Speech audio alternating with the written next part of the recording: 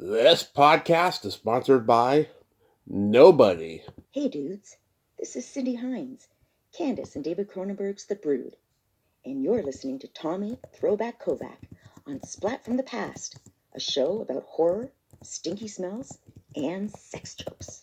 I love it. Hey dudes, welcome to Splat from the Past, the only 80s themed horror sci-fi show where things can get totally radical. Now today I will be welcoming the adorable, the talented Joy Thompson. Yes, the Canadian actress who you may remember from such horror classics as Prom Night, celebrating its 45th anniversary, Baker County, USA, aka Trapped, Skullduggery, and she was in the notorious Disney disaster cult classic One Magic Christmas, celebrating its 40th anniversary. And it's going to be great to talk to her today. I was running out of people from Prom Night to reach out to find. I got declined by a certain cast member recently, which we don't need to name. And I was trying to find some other people, but I couldn't. Actually, I did find another cast member, and it must have went to his spam. He didn't get it when I sent him the DM on Facebook. But nevertheless, it's going to be a great conversation today, and I cannot wait. She teaches acting now, and I'm going to find out more about that. And it's going to be a great conversation today. I love my Canadians. You know that. You know how awesome they are. I love talking with them. So this is going to be just a fabulous talk. So yeah, here is my interview with Joy Thompson.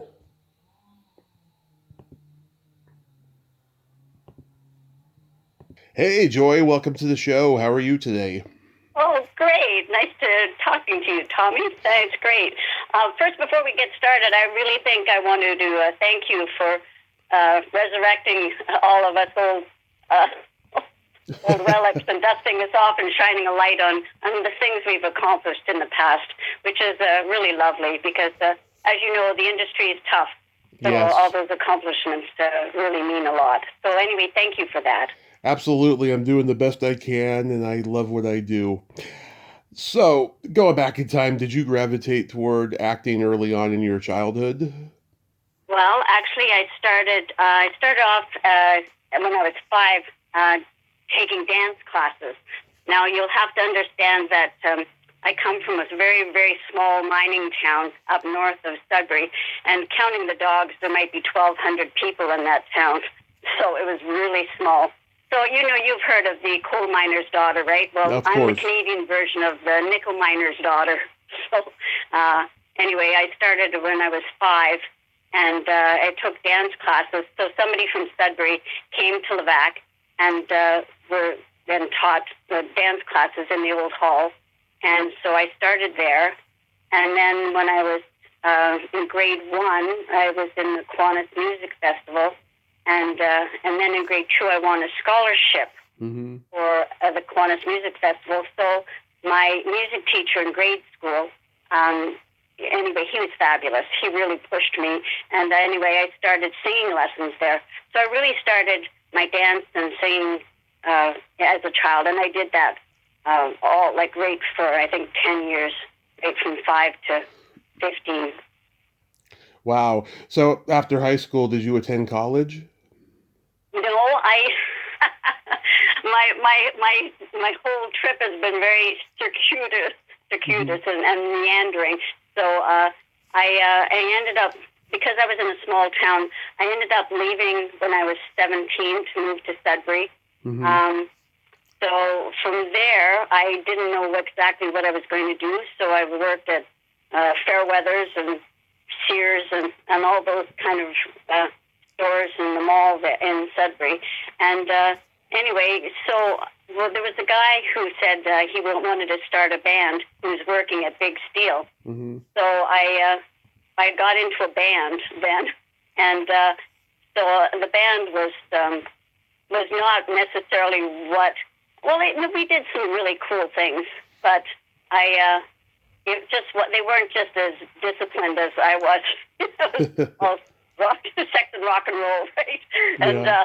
And anyway, I had been doing all these, singing and dancing classes my whole life, and had dedicated myself to that, and so those were working out well for me, because I ended up singing and representing the Northern Ontario at the Ontario Place, which was down in Toronto. Yeah. So I was singing solos there at 16. So that was my journey. So doing the rock and roll and taking the Lysol and spraying under the bed because of the bugs, who knows what kind of bars we were in. So what happened is I was singing one time in my room, and the manager of the Espanola Hotel said, "Joy, come in here." And I walked into his office, and I said, "Yeah." And he said, "What are you doing with this band? You should be in Toronto doing musicals." And I went, "Oh, okay." So I literally quit that night, and I took a bus back to Sudbury, and I had enough money saved that I could move to Toronto. So that's what I did. Wow, it's amazing. Yeah. So, So my whole venture, it really, people have said I should write and do a movie.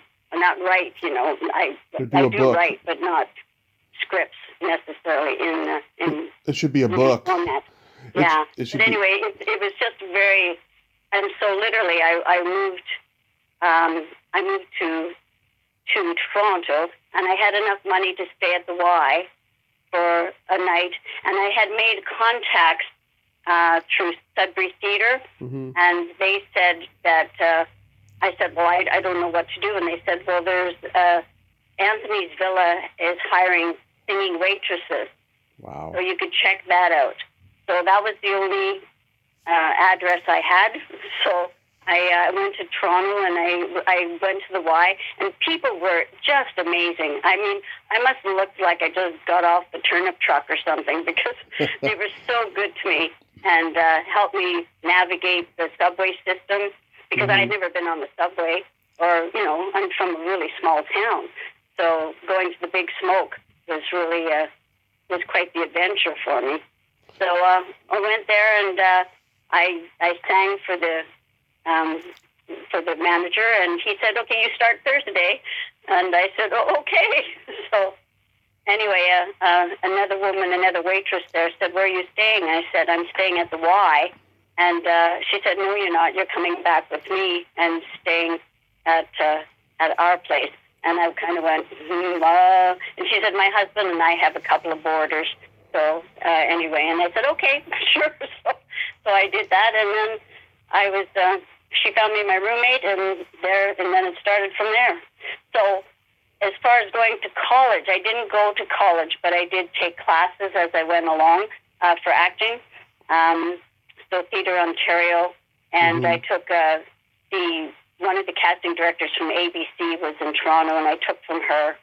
And so it was sort of not legitimately like 4 years of training on the acting part of it. So yeah, that was the circuitous route. I really was very fortunate. I tell you, I was so blessed, because everything was landing straight for me. So at the Anthony's Villa, when I was the singing waitress, we were doing a waiting review, and the newspapers came and reviewed it, and I got a great review, and it was a comedic a review. And anyway, a director saw it, and she asked me then to audition for a show that she was directing, which was called Irma la Douce. Irma la Douce was with Shirley MacLaine, the movie, and Jack Lemmon. Yeah, is it Billy Wilder who did it? Yeah. Anyway, yeah, so Irma la Douce. And so, anyway, so I auditioned for that, and I got it. And she's only one woman and the rest are all males in the show, and it's the lead, right? So I got my equity card right off the top. So I'd only been in Toronto maybe 6 months when this happened. So everything started happening pretty fast. Nice. So how do you come to be cast in Prom Night? Well, I had, like I said, I was so green. I remember going into the casting director, Karen Hazard, was a casting director in Toronto at that time, and I was like, I had these really bad 8x10 shots because I didn't know really what to do when I went to Toronto. I didn't know how to go about doing anything. So I literally went to Yonge and Bloor, which is one of the main cross sections in Toronto, and I said, do you know anyone that takes photographs? And they said, yeah, well, there's one across the road. And so I went across the road and I looked at this picture. You know when they have the pictures in these cases just outside a door? Yeah. And I went, oh, she's looking really familiar.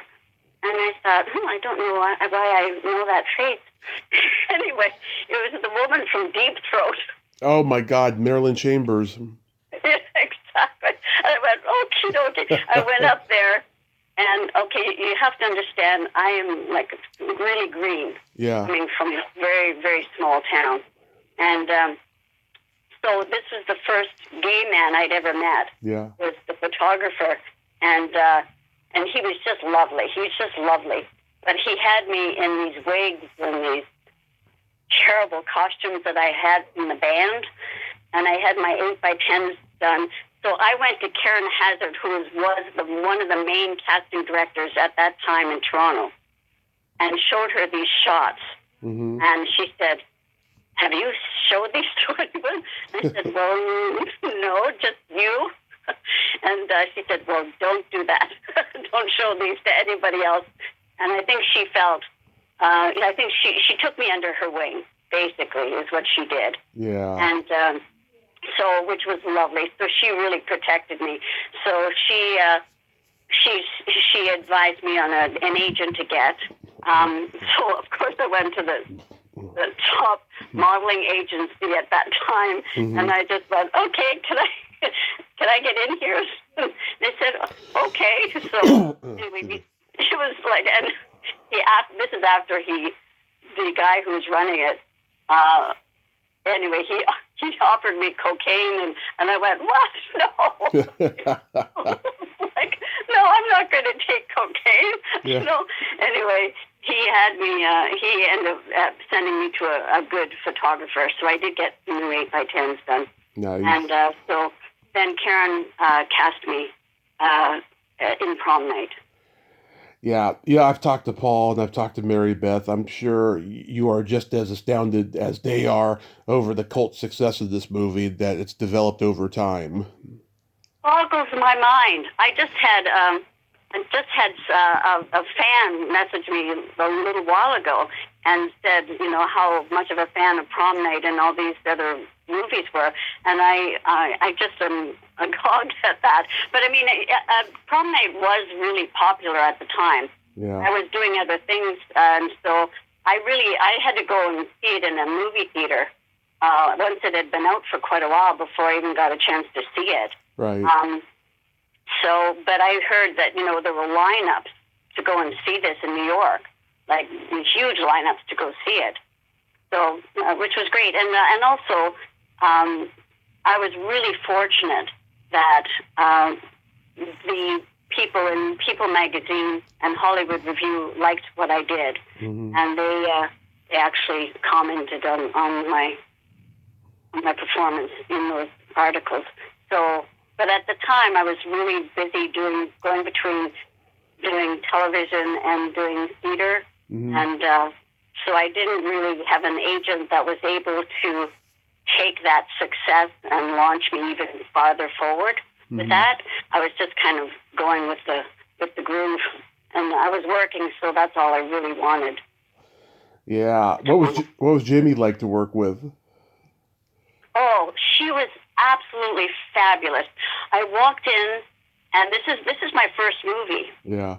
Prom Night, right? This is my very first film, and I was like, Jamie Lee Curtis and Leslie Nielsen. And she came in, she gave me a hug, and she said, you're perfect for Jude.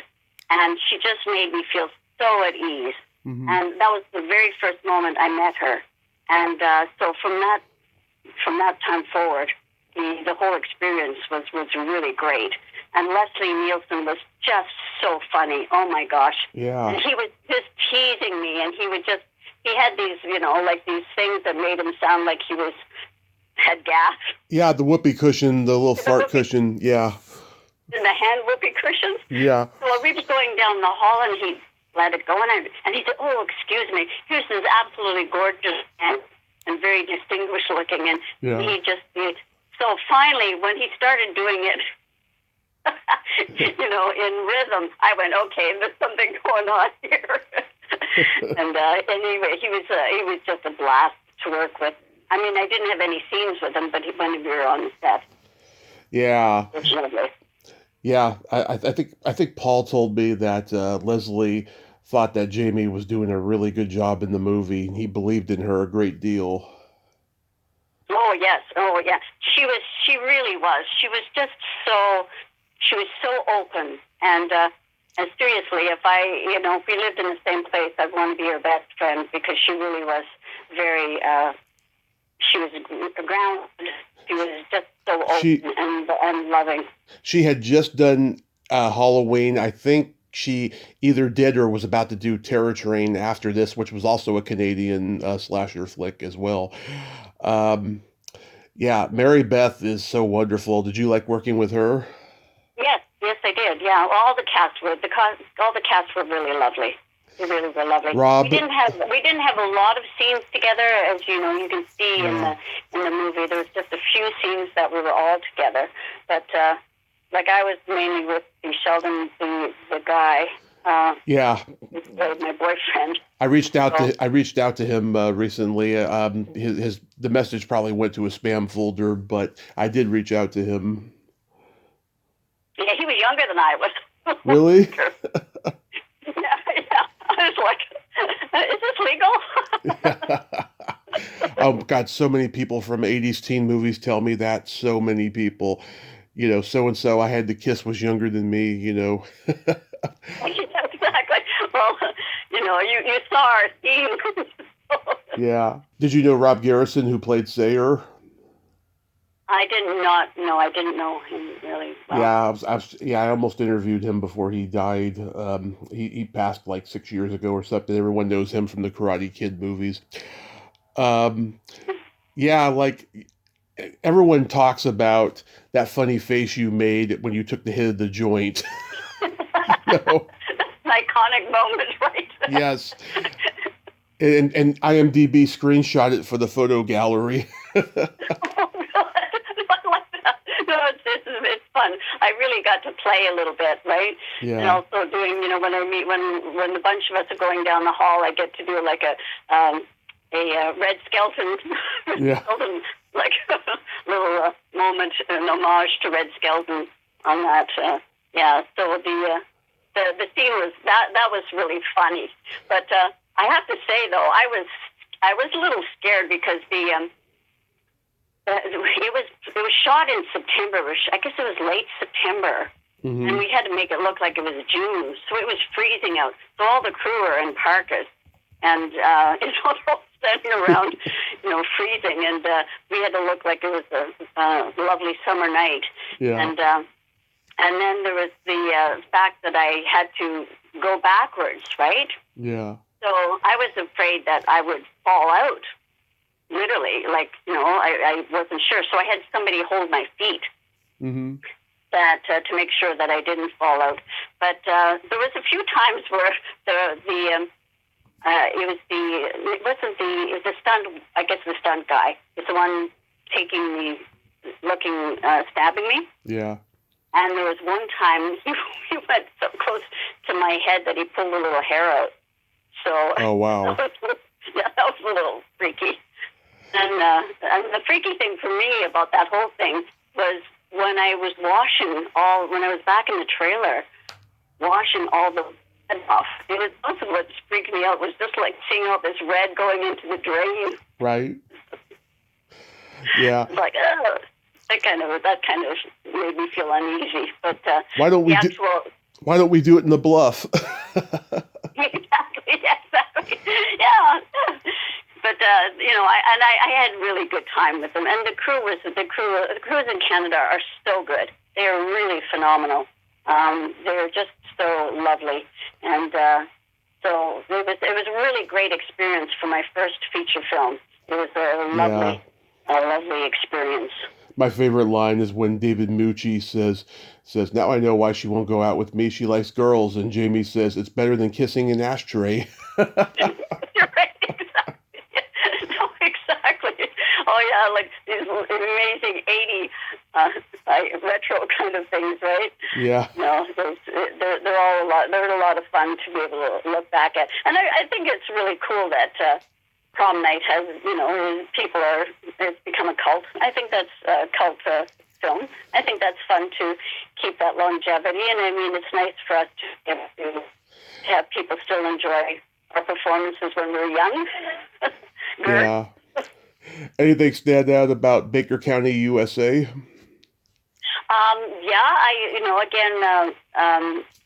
The Nicholas Campbell and Ralph and Margie were lovely people. They were lovely, but it was an interesting situation because I really didn't read the script until I was on the plane to Georgia. Yeah, and so at that time in the 80s, women were not really given a lot of meat in the roles, right? Mm-hmm. So the scripts were all and they weren't like the ones now where I watched a film the other day and the women were really busting it, right? So we just kind of went, well, okay, the script is this, but it was a really good director, Bill Pruitt. Yeah, and he's a really good director. His name never shows up on the list of the great horror filmmakers, and it should. He's very underrated. He's a lovely, lovely man. So that whole thing was an interesting, again, another eye-opener going down to Georgia. A beautiful, beautiful place that we stayed in. I remember waking up. We got there at night, and in the morning I opened the curtains, and there was all these horses and the Blue Mountains. It was just beautiful. But the whole thing was a bit sketchy as far as the people who lived down there. Yeah. So we had to watch it because there were some people giving us a bit of a hard time. But the whole experience was an interesting experience. Henry Silva is one of the great bad guys in film, and he was so menacing in this movie. Yeah, he was. Yeah, I cried. Yeah. Yeah, no, it was. That's why. I liked it because actually there was that scene. I was able to show my acting chops, right? Yeah. So that was a good one. Oh, and then there was a situation though that when I was down in I guess it was down in the bit of a cavern or something, and these bottles were supposed to fall on me. Yeah. Or anyway, so what happened is that they actually did fall on me. Like there was the timing was wrong. Yeah. So that was a little bit of a moment from everyone going, "Oh, is she alive? Is she okay? Is she scarred for life?" So that was a little moment of bad timing for the prop people and that shot. But we did get the shot, so eventually. But I have to say, I was a little reticent about putting my face next to I forget what they're called, that make it like the shots and a tree so that it looks like it's been hit. A crane shot, maybe? No, not a crane shot. It's the actual thing that they use for like the little explosions. Okay. Anyway, I didn't want to put, and I had to say, after that mishap with the bottles falling on top of me, I said, well, I'm not going to put my face right next to this. Yeah. Because I didn't want to be blinded from the rest of my life with any kind of chance of wood flying into my eye. So that was, but they accommodated me, so that was lovely. That is lovely, and also too, your hair was straight in this one. Was it already straight, or did they tell you to not curly it anymore? yeah. Like I think at that time, I think my hairdresser didn't even know my hair was straight. So anyway, so they would, whatever they decided to do. That was, I never ever discussed makeup or hair or anything. I let them do their job, whatever the director felt that he wanted to have. So I would never put up any stink or anything about that at all. So it was just my safety, really, that I was concerned about in the if it grieves or something. But anyway, that I just didn't want my eye to be hit. So, but it ended up being a kind of a fun, like I said, a really interesting time, and kind of did a tour, on our day off, and it really was like the what's that movie? Ghostbusters? Oh, Deliverance. Oh, Deliverance. Okay, yeah. Exactly. Kind of was like that, and that was a really interesting take on that. But the Atlanta airport was just amazing. It had I couldn't believe it. Like they had the motion water in the airport at that time, and I had never seen that. That was when that had first come out. So it was it was very advanced. I remember thinking that, boy, this place is really advanced. I'm probably one of the few that like Skullduggery. It's such a unique horror premise, repertory theater doing Camelot medieval, like anything stand out about that? Wendy Crewson and I said, let's take the money and run. I talked to Peggy Jane Hope. Do you remember her? She played Gina. Oh, great. Oh, yeah. Yeah. She don't remember much about the movie other than she had fun. And I've talked to Dwayne McClane, the stuntman. He hated this movie. He didn't get along with the director or the producer or something like that. Oh, well. Yeah. Like I said, it was sort of wrapped up in saying, it was work. And like as Wendy and I said, let's take the money and run. It's a great cast of Canadian actors. Kate Lynch, she was big off of Meatballs at that time. Right. Claudia Udy, I know her sister Helen. She's been on. You probably know Helen too, right? So yeah, they did have some good Canadian actors, right? But the thing is, as I was saying to you, in the 80s, really, Canada really was starting that whole horror film genre. I mean, that was so huge at that time. And when one is successful, then everybody wants to do them. So really, that was truly sort of all that was available to us a lot. Yeah. However, I did get to do One Magic Christmas for Disney. Yes. So that was good. I got a chance to do something else. We gotta bring that up because that movie was shunned by Siskel and Ebert because it was so dark and so unexpected. Because Disney, is heavily promoting this movie as a family film, but it's so dark. Oh, it is. I mean, but you know what? That's why people like it, because it's very real. It has a very real. It's not sugar coated. It's very. It's a very has a real feel of just. That's what was happening at the time in the 80s, right? And people who were not financially secure. Yeah. So it wasn't glossed over at all. None whatsoever. But Mary Steenburgen. Steenburgen. Yeah. Harry Dean Stanton, Michelle Mayrink, Elizabeth Harnoes, who's a big star now. Oh wow. Anyway, Mary Steenburgen, she was just lovely. Oh my gosh, she was lovely on One Magic Christmas. She was so good. They had forgot to send me the new script, the new lines. So I was saying the lines that I had in my sides, right? And then they had changed them, and I guess they didn't get them to me in time. And she just was lovely. She said, "Well, let's give Joy a moment so she can do this again and be able to do that scene with her." So it was really cool. And there was Sarah Polley. Yeah, Sarah Polley. Yeah. Yeah, it was her first film, right? Yeah, she's a big star too. Yeah. Oh, it was great. It was at not this past year, but the year before. I watched Mary and Sarah. They were up for Academy Awards. Oh, that was really cool. Yeah. I was actually thinking of her, not Elizabeth Harnos, but they are both big stars now. But it was her I was thinking about. And this was also one of Arthur Hill's last movies. He was, Owen Marshall, counselor at law, and he was in the Andromeda Strain back in the day. Oh, wow. Yeah.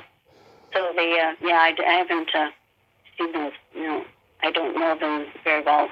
And Derek McGrath is in it. I've talked to him. He's a very sweet guy. Oh yeah. Well, you know what? The people in the industry really are lovely, lovely people. The ones that are, they're the ones that are really successful. Yeah. Just don't have that drama that goes around people that feel that they need to prove something and are cruel and mean to everybody else. Like the ones that I have met are just stars, like full stars in the sense of how they treat the other thespians and respect that they have for the cast members. Right. And anybody that's big, I find that they really are true blue. Now I have to bring this up. I saw your episode of War of the Worlds on YouTube, and I'm proud to say I interviewed Ann Robinson on her very first podcast interview back in 2019, and I met her the next week at a convention. She gave me a free autograph. What a sweet lady she is. Oh, lovely. Oh, that's great. Oh, yeah, that was kind of fun. I really thought that they could have played that up a little bit more, that whole War of the Worlds. They could have made it funnier, but that was just my thoughts on it. But I thought it was pretty fun. Oh yeah, you looked great. You had those 80s sunglasses. You were just an alien mom. I don't know, the alien mom driving a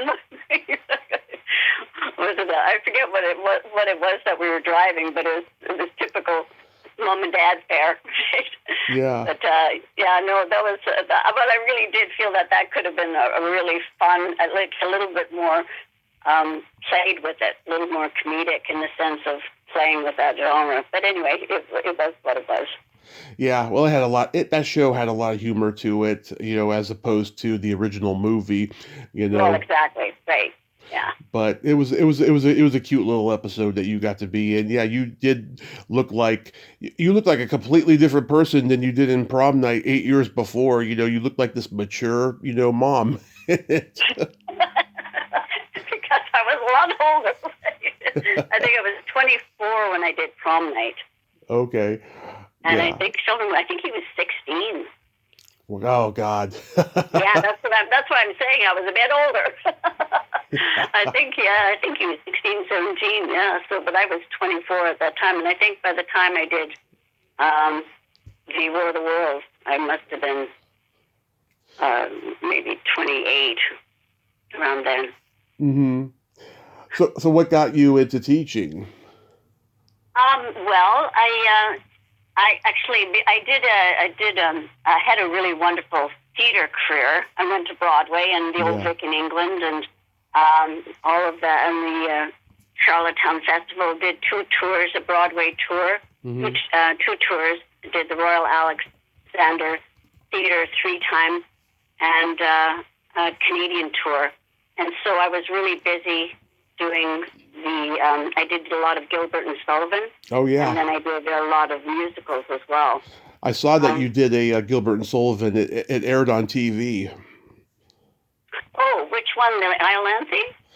Yeah, is that how you pronounce it? It's very tricky to pronounce. Yeah, Iolanthe. Well, maybe that's. I think that's the one they did. The National Film Board did a film on that. And that was just the making of Iolanthe. Yeah. But anyway, I did a lot of that. So, and then I also did a lot of television commercials. So I've done over 21 national commercials, and I've sold everything from beer to being the Ivory Snow Mom. And anyway, so I did a lot, enough to not have to work at a temp job in between jobs. Mm-hmm. So getting back to your question, which was about the teaching, getting into the teaching.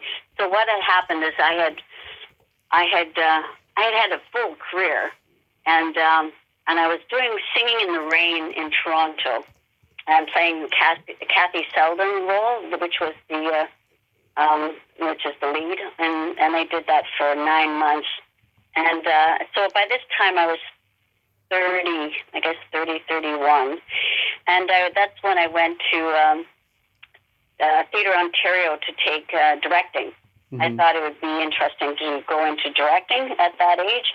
So I went to Theatre Ontario, and then I met Steve Bainborough, who we ended up getting married, and he was there for a clown course, and I was there for directing, and we ended up marrying. And so that was a change of going from Toronto, and then we actually backpacked around the world for I think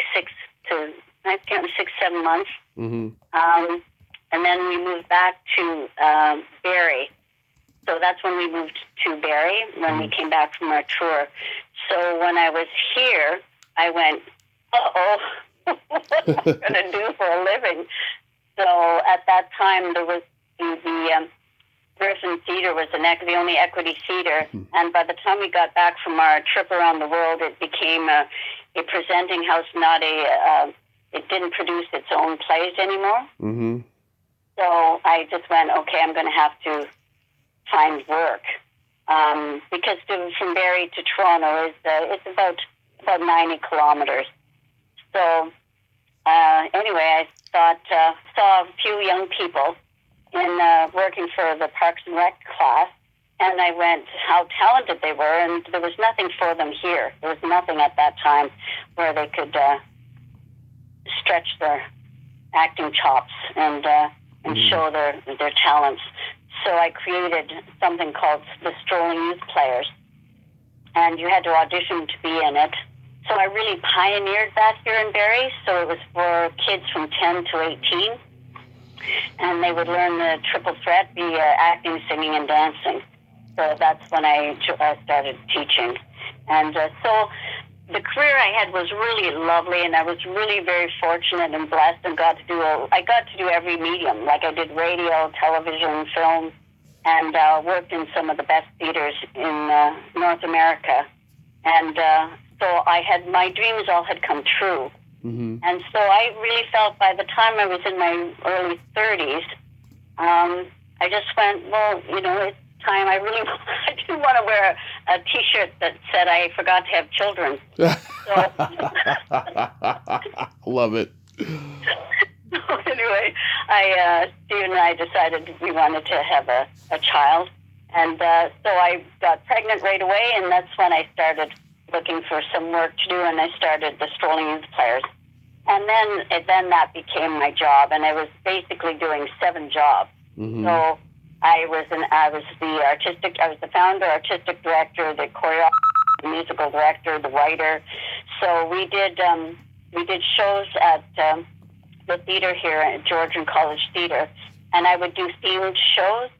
So I would take I would create a theme like Talk is Free.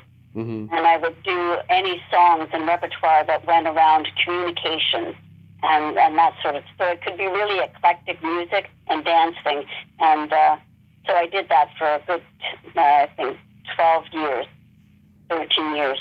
And a lot of those kids have moved forward. And one Carly Aikens has been on the Conan O'Brien show, and mm-hmm. A lot of them have worked at Stratford here and are in Europe and Germany and some in New Zealand. So they've done really well. So I feel that was my paying forward, but all the people that had helped me for my career and being able to accomplish what I did get to accomplish. You can't do that necessarily by yourself. You have to have people who are there and have your back and are willing to take a chance on you. And so I wanted to pay that forward. So that's what I did.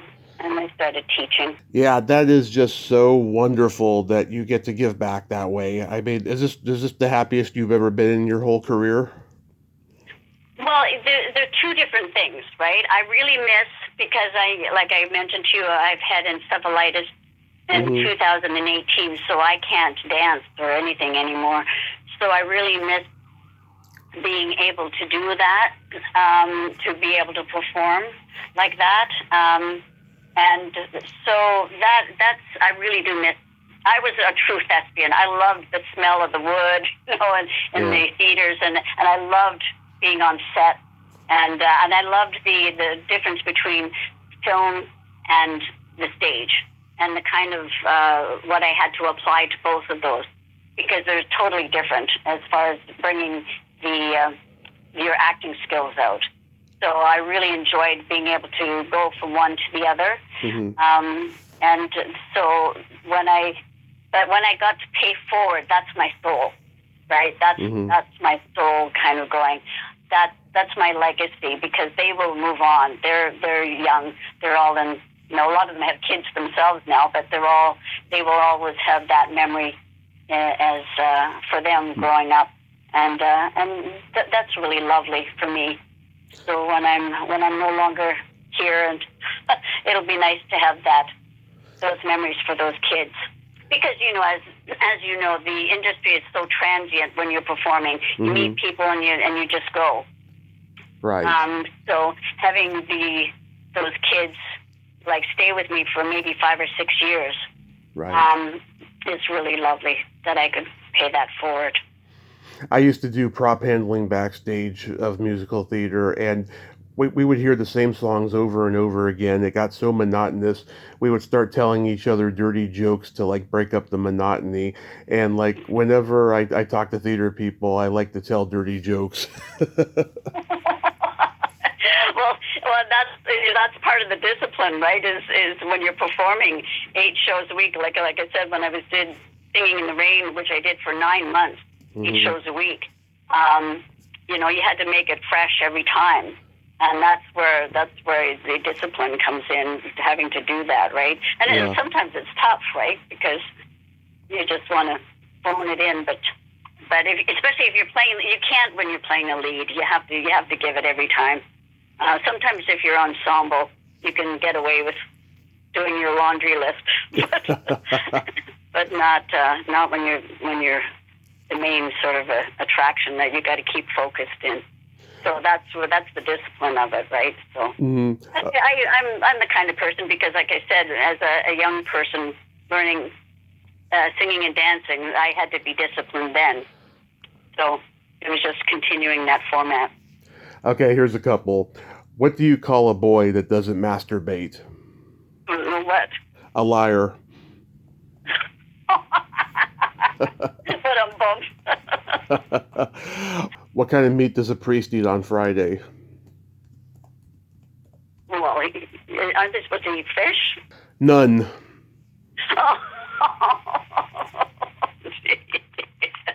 But I'm bummed.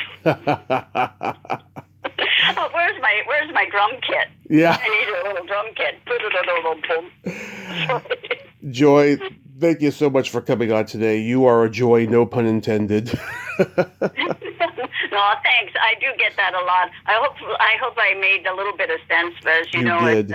It's a bit of a it's a bit difficult with my scar tissue that's happening. But I really appreciate what you're doing, and thank you for shining the light on some of our accomplishments and back in the day, and I really appreciate the shout out.